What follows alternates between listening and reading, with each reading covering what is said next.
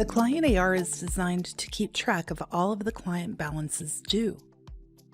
In this tutorial, we will cover what flows into the client AR window, some of the general screen functionality, and how to get client AR reports. Here we are in the sample agency with a client selected.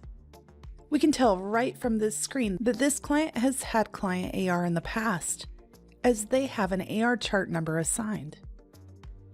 When we move over to the client AR, we can see the billing details for this client listed with a running balance.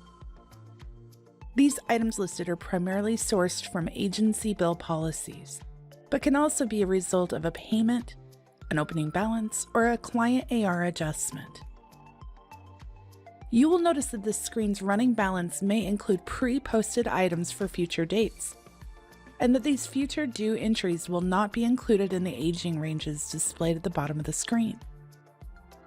The date displayed in the client AR for a policy entry is typically derived from the effective date of the policy.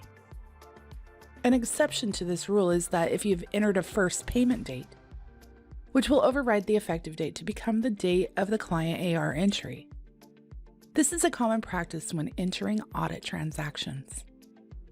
The invoice number is automatically advanced to the next invoice number available when generating accounting on a new policy transaction.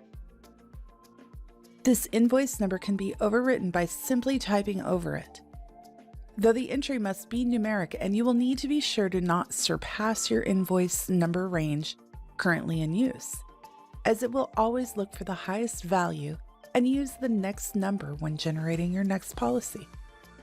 The description field can also be edited.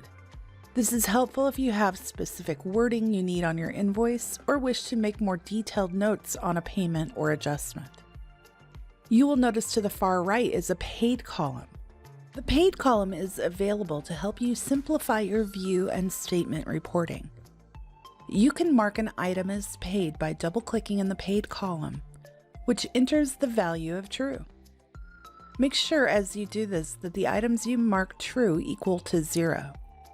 Once all of the offsetting entries are marked true, you can click Hide Paid Items to only show the unpaid entries. The items marked paid will also be withheld from your printed statements. If you find that your balance has become inaccurate, you can click the Recalculate icon. The Aged Receivables report is available as an accounting report in the Reports list and will show you all of the clients with AR balances and display their aging details. If you have reps appropriately assigned on the client AR screen, you can run the Aged Receivables by Rep report to run the client AR for a single rep. Continue on in the client AR subseries to see how to generate invoices and client statements.